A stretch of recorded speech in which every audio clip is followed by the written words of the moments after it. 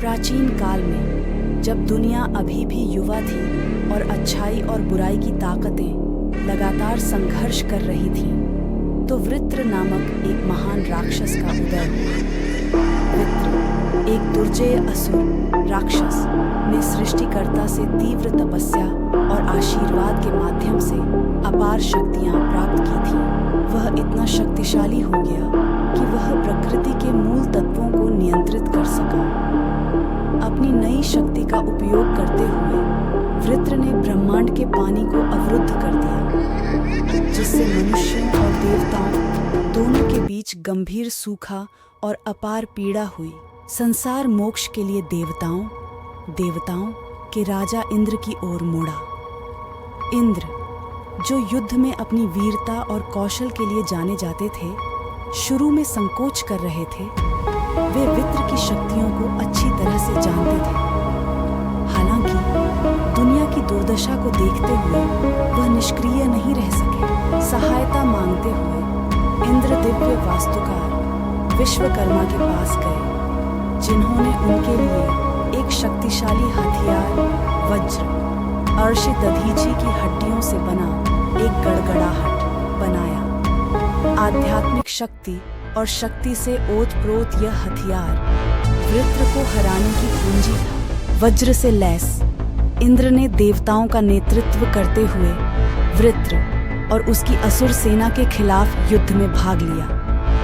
युद्ध बहुत बड़ा था, जिसने ब्रह्मांड की नींव को हिला दिया। हथियारों के टकराव से आकाश रोशन हो गया और युद्धरत देवताओं और राक्षसों के चरणों के नीचे धरती कांप रही थी। वृत्र एक डरावना प्रतिद्वंद्वी था।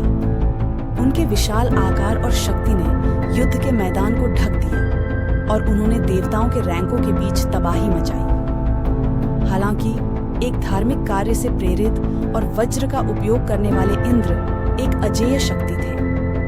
उन्होंने उस रोष और दृढ़ संकल्प के साथ लड़ाई लड़ी जिसने देवताओं को प्रेरित किया। युद्ध अपने चरमोत्कर्ष पर पहुंच गया जब इंद्र और वृत्र एक दूसरे का सामना कर रहे थे। इन दोनों विशाल ताकतों के मिलने पर हवा में तनाव पैदा हुआ। इंद्र ने अपनी दिव्य प्रकृति द्वारा उन्हें दी गई चपलता और गति का उपयोग करते हुए वृत्र के विनाशकारी हमलों को चकमा दिया। एक छेद काटने पर उन्होंने अपनी पूरी ताकत से राक्षस पर वज्र फेंका। अपनी दिव्य रचना के अनुसार वज्र ने वृत्र पर एक ऐसी शक्ति से जिसने राक्षस की सुरक्षा को ध्वस्त कर दिया। घातक रूप से घायल वृत्र गिर गया और उसके गिरने के साथ पानी की रुकावट को दूर कर दिया गया। नदियां फिर से बहने लगीं और सूखी धरती पर जीवन बहाल हो गया। वृत्र पर इंद्र की जीत का जश्न दुनिया भर में मनाया गया। यह केवल असुरों पर देवताओं की जीत नहीं थी, बल्कि बुराई पर अच्छाई की, विनाश की शक्तियों पर जीवन देने वाली शक्तियों की जीत थी।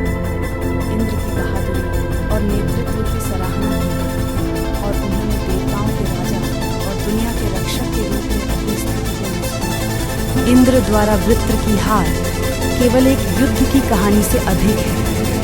यह प्रकाश और अंधेरे के बीच शाश्वत संघर्ष और ब्रह्मांड को नियंत्रित करने वाले सृष्टि और विनाश के सतत चक्र का प्रतीक है।